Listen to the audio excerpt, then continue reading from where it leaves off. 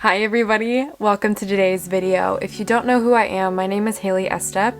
I am I do a lot of things.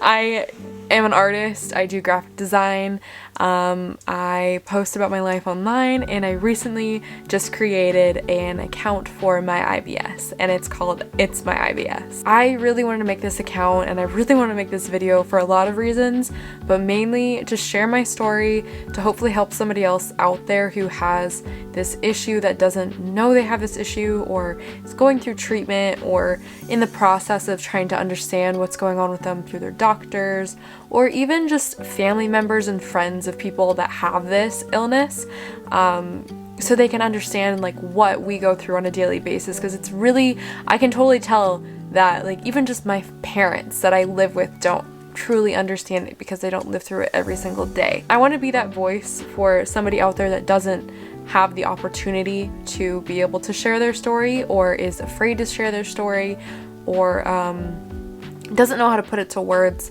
in a right way, or just someone that wants a friend that wants to chat with them about their story, their life. This is going to be a long video. This video is actually going to be in 3 parts. It's going to be my history, my procedures, and kind of where I am now, what's going on with me after the procedures, but we'll get into that in these videos. So this is part 1 of the series, so welcome. Get a snack, because these are going to be some long videos. I have my water up here that I'm going to be drinking because I have to take medication here in a little bit. So there's so much about this story. I'm literally sitting on the ground like all comfy with my pillows and stuff just so I can like get cozy, because I'm a little anxious about talking about this because this is my past, this is my history. So I was born on November 13th, 1996, which makes me 23 years old today. I have always struggled with my bowels. I've struggled with going to the bathroom from a very young age. When I was a small child, toddler, I don't exactly know the age because I personally don't remember it, but from my understanding that what my parents have told me, I used to have enemas when I was a little kid because I wouldn't go to the bathroom. And if you don't know what enemas are, it's pretty much a vial of liquid that your parents or a doctor will shoot up the anus, and it makes me go to the bathroom. And I had to do that many times as a small child because I would just sit in the corner and cry because I was in pain, and my parents didn't know what was going on, and they found out I was constipated and I couldn't go to the bathroom. I remember my mother telling me that I had a doctor back in the day named Dr. Lee, who pretty much told my parents that I had to go to the bathroom. Like, she just has to go to the bathroom and she's just not doing it. So it always kind of felt from a very young age that it was my fault, and that this was my problem, and this is something that I caused to happen, when in reality I literally just could not go to the bathroom. I have many memories of me as a kid being on the toilet and not being able to go to the bathroom. I would sit, before like the days of having a cell phone were a thing, I would sit like on the toilet for at least an hour to 2 hours, and I would read the back of like shampoo bottles. I know that's like a joke for a lot of people, like, oh, I used to read the back of shampoo bottles when I was going to the bathroom, but like for me, that's what I did, because I would sit on the toilet for hours and just like go to the bathroom, and it would always be like super hard and super, this is gonna be a very TMI video if you hadn't realized already. It was very difficult for me to go to the bathroom at a very young age, and this continued up into my late childhood years. I have memories of me being on the toilet and like my mom would sit on the bathtub and chat with me, or like I would read a book or something. And then when the days of like DVD players came out, I remember I would have my like handheld DVD player and I'd go into the bathroom and like watch movies and stuff. Like it was who I was, and we never really went into thinking about what it was, because we just thought, well, hey, that's Haley's body. She just is always on the bathroom, like she doesn't know how to go to the bathroom properly, just stuff like that carried on throughout my life. So this is a part of the story where I do want to include a little bit of a trigger warning for people that have emetophobia, that don't want to talk about that or don't want to hear about it. I will have a timestamp right here where you can continue on throughout the story, but I'm going to be talking about a time that caused me to be very traumatized with being sick, and I will be using the real words. I won't be using any like short words, so if stuff like that bothers you, I just want to put that out there.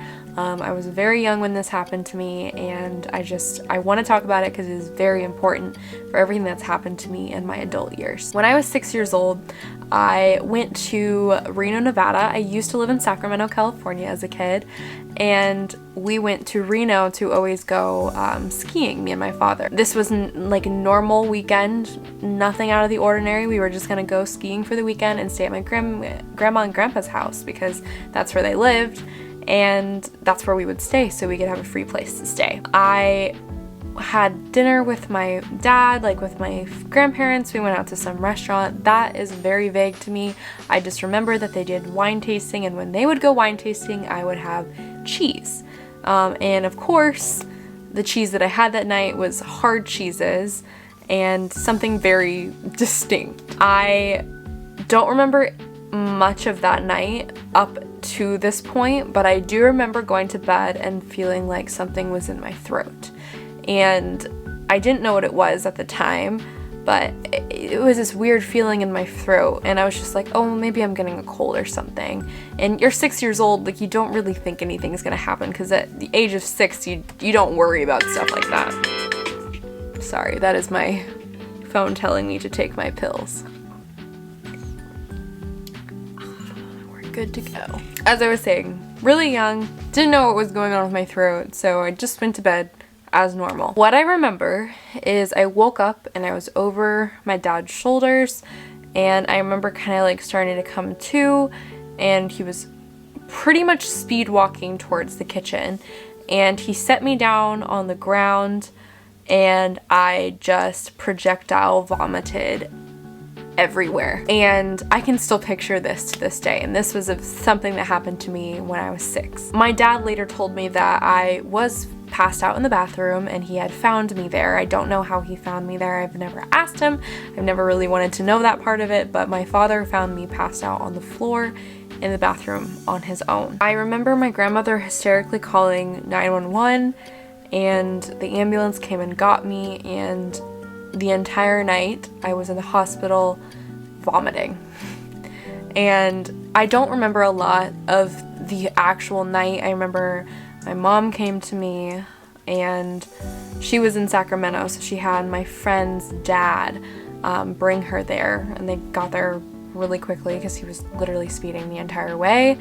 And somehow she got there, my whole family was there, and I want to say for me it felt like hours and hours and hours, but I actually don't know how long it was. I was too young to like remember that, but it felt like a lifetime of me just sitting in this hospital bed and them having all these wires hooked up to me and throwing up in this bag, the blue bags that they like give you when you throw up in the hospital, over and over again. I remember having to be like, oh, like just like this feeling of like being anxious, of being like, oh my god, I'm gonna throw up again. It's crazy to like think back to that now, how I felt then, because that's exactly how I feel now when I have anxiety. This is a hard topic for me to talk about in general. It's like reliving it again. I was in the hospital all night throwing up, and they tried to give me food, tried to give me drinks, and I threw that up.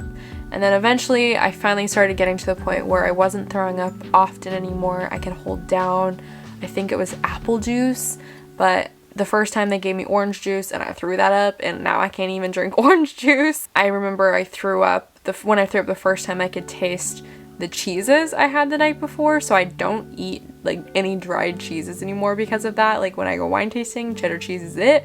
No dried jack, not happening. That was probably the most traumatic experience I've ever had, and since then I have never thrown up. Just keep that in mind for the next couple of videos. I will probably repeat it again, but that is my traumatic experience. I don't want to continue talking about it. I want to get back into this video because there are other points that I have to make that are more important, but that is a huge factor into a lot of things that you will hear about later on in the series. Along with myself throwing up, I had a lot of things happen that happened later in my life, not like later, but within the next couple of months when I was a kid. I went to a Catholic school in California as a kid. I am no longer Catholic, but I did go to a Catholic school as a child, and there was one time, a couple of weeks or months, when you're a kid you don't know really a track of time, but weeks or months later where I was in Catholic school, and on Fridays we would go to the church and we would pretty much just stand there and pray with our groups of people that we would go to church with. And I unfortunately was next to this boy who I could tell was not feeling well, and he started to vomit all over the banister, and I was standing right next to him, and I remember getting far away from him and being absolutely terrified of him. The rest of the time that I was in this Catholic school, I literally never talked to that guy again, just because he actually terrified me, because I was always afraid that he was going to throw up again. That happened, and then I don't know how long later this was. It could have been a year, it could have been months. One of my friends was chasing me around the playground. We were playing tag or something, and she threw up, and then proceeded to be fine and chased me around again. Possibly had like food poisoning or something, but I stayed as far away from her as possible. Do not get near me, do not talk to me, like I don't want to be around you because you just threw up. Because I didn't know why she had thrown up, so I just was scared. So there was like things throughout my childhood that just added up over time that created a huge fear within me. After I was sick, the first time when I was sick that I can remember anyways, I know I was sick before that, like I've had colds and stuff, I had a lot of tests go on. I had like blood and urine tests, and they never found anything, but those were things that were also a little traumatic to me, because I do remember being like in and out of the doctors a lot after that, just for them to try and figure out what was wrong with me. Later on in life, I was in about 5th grade, and I was diagnosed with ADD. And if you don't know what ADD is, it's attention deficit disorder. It's something that has been kind of controversial now in this day and age, but back then they diagnosed me with it, and now I truly don't believe I have a serious form of ADD. I don't believe that I should have been medicated for it, but back then I was medicated and I was put on Ritalin. Ritalin is something that is like, I say that and people are like, oh my god, you were on Ritalin when you were in the 5th grade? Like, what? And I didn't know that at the time. It was something that was prescribed right and left to kids, and that's why it's so controversial now. I was diagnosed with ADD, and that was just like another step like in the process. Another step in the process was I started my period when I was also in the 5th grade. I woke up one morning and it was in my bed, it was in my sheets. My hormones started to change from the 5th grade onwards, and there was a point where I actually lost a ton of weight without like doing anything other than possibly eating a little bit better in my life. But I had lost probably about 50 pounds. I was down to about 120 pounds, I want to say was my lowest weight I ever got to. I'm 5'2", but I do have a very muscular built body, so that was very skinny for me. I didn't know what was going on, and now I know it was my hormones, but that was one thing that really caused a lot of things to happen in my life, where I started taking birth control when I was in the 8th grade to fluctuate my hormones and regulate my body as I was continuously losing weight. And then I was crazy. My cramps were absolutely insane. I would have week to 2 week long periods at one point, so I began to take birth control, the pill form, when I was in the 8th grade.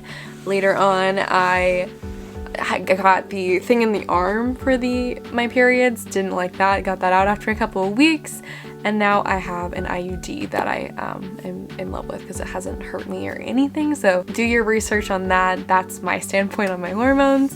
But that was something that I did at a young age that might have affected me later in life as well. So the beginning of my anxiety and figuring out what the heck was going on with me. First time I ever had a panic attack was 2 days prior to my first day of high school as a freshman, and I didn't know it was a panic attack at all. For many years I had no idea it was a panic attack, but I had gone out to a restaurant with my mom, and we had some fish and like pasta or something. I don't know, it was very heavy, and immediately after eating it I started to feel kind of sick, and I didn't like ever feeling sick. Obviously, I was terrified to throw up, but I didn't know that at the time. I couldn't admit that to anybody. We came home, I still felt really sick, so my mom gave me something for feeling kind of sick, and she was like, maybe it was something in the food you ate, like maybe it's just gonna go through you, like you're gonna be fine, don't worry about it. I went to bed and I woke up probably an hour or two later, and I was sweating and my heart rate was up and I was like freaking out. And I remember running to my mom's room and telling her I didn't feel good. My heart was racing like crazy, something was wrong with me. And she called 911 and the ambulance came and they said my heart rate was up really high, like let's check her out, make sure she's okay. They asked me what my symptoms were, stomach ache and all of that kind of fun stuff that I had to deal with back then. And I never got sick or anything, but I was in a lot of pain, and I was never ever in that pain before. It was something new to me. Like, it was never my stomach, it was always like going to the bathroom or something that was wrong with me. So it was like a new symptom, and it caused me to start having anxiety. I remember that we went to the hospital, sent home, nothing was wrong with me, no infections, nothing like that. The next day, I tried to eat rice and chicken, and I had some and instantly felt sick again. And instantly my dad was like, let's go back to the emergency room. So we went back to the emergency room. They gave me a ton of stuff to like get rid of the nausea and the stomach pains. I started to feel better, and then they sent me home again. I never had pain for a long time, but I realized after that I was starting to get more anxious, and I didn't know it was anxiety at all. I've never had the thought in my mind like, oh, this is an anxiety attack or anything like that.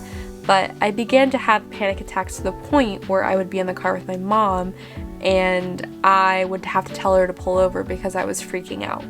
And that was the start of realizing I was having anxiety because of the Ritalin I was taking. The Ritalin introduced anxiety into my life. I've never been told that by a professional, but I went years after stopping Ritalin where I never had a panic attack. And if I did, it was a day, and then 7-8 months would go along and I would have no issues. I truly believe the Ritalin caused me to start having anxiety as I was taking it like more properly.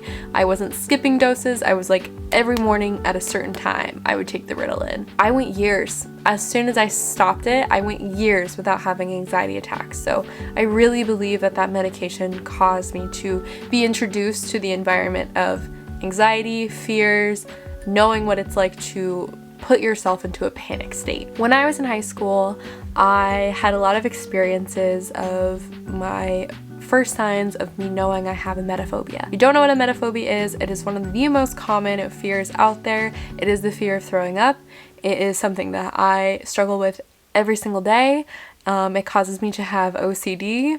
We'll get more into that into a future video, but it's been something in my life, my entire life since I was 6 years old, that I didn't know even existed until I was in high school. There would be times where kids would say, oh, I feel sick, and in my brain that would trigger my anxiety, and I would go walk the hallways just to like relax, calm down, get away from the people for a little bit, and like kind of get my mind back into a normal place. There was one time where my band teacher actually like threw up, and I didn't see it, but I knew it had happened, and I was in a room with him, and I remember I was staring at the trash can the whole time because I was terrified that if I got anywhere near that trash can, I too would get whatever he had. That was very terrifying for me. I remember I left the class for the rest of the day and I just like stayed in the bathroom because I didn't even like want to be around him or associated with him. I literally stayed there and waited until like a substitute teacher came to take his place, and even then I think I stayed in the bathroom and like just went to my next class. So I was like, I'm not even like going in that room. High school really brought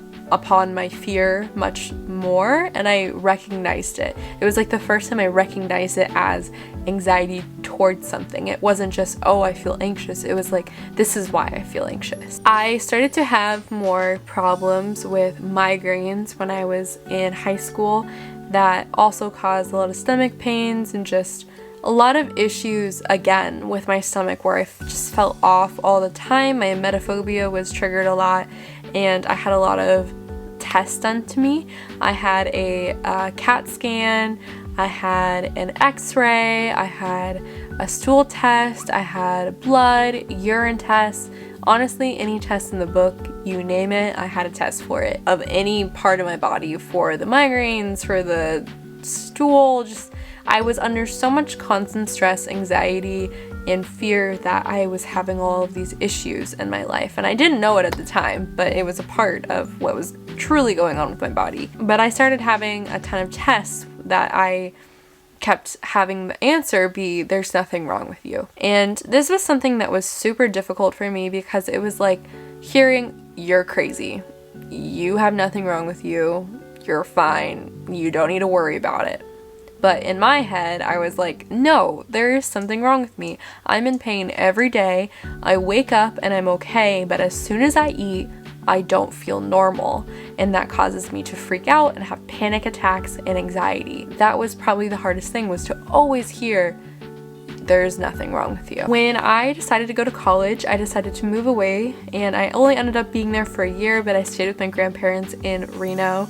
And this is when my health kind of took a totally different turn. I started to lose weight again, like I had prior when I was in middle school, and I also started to have diarrhea. Now, I had had constipation before, and now I was having diarrhea. I went from one spectrum to the other in a matter of months, and I had never had these symptoms before. I chalked it up to being like, oh, well, I'm at a different place, like my grandma's making me food, like maybe it's like the food my grandma's making, I don't know, maybe that's what it is. That's what I chalked it up to be. But it continued to happen so frequently that I started to personally feel sick. I was dehydrated, I was losing weight, and I wasn't really working out.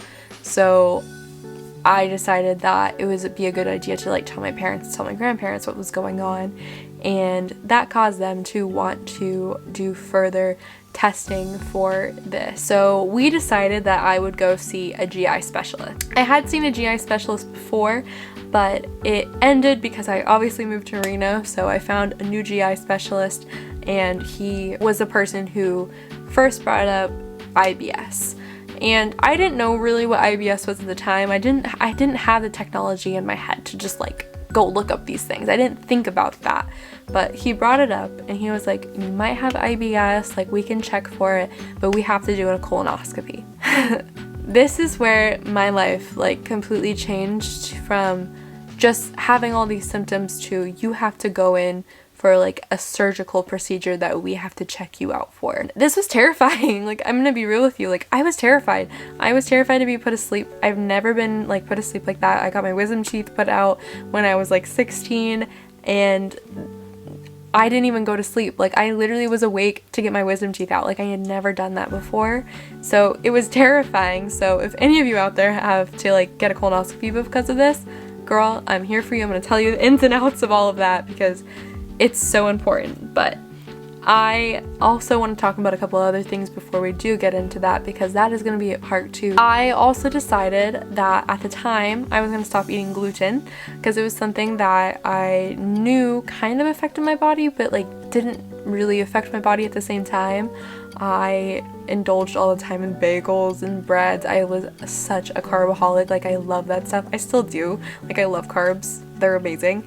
But I decided to do that for my health, and I saw some results, but I also realized that I was still having diarrhea. I was still feeling sick, and that is when like I was first introduced to my GI specialist, because he specialized in celiac disease. I thought it would be a good idea. My procedure, my colonoscopy, and my endoscopy that I had later on in life, I'm going to be talking about in my next video.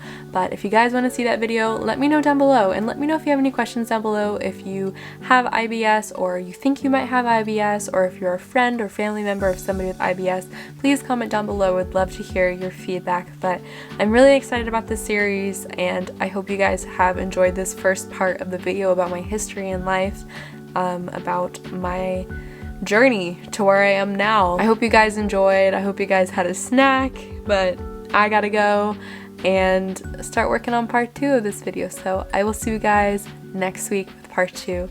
I love you guys so much. Bye guys.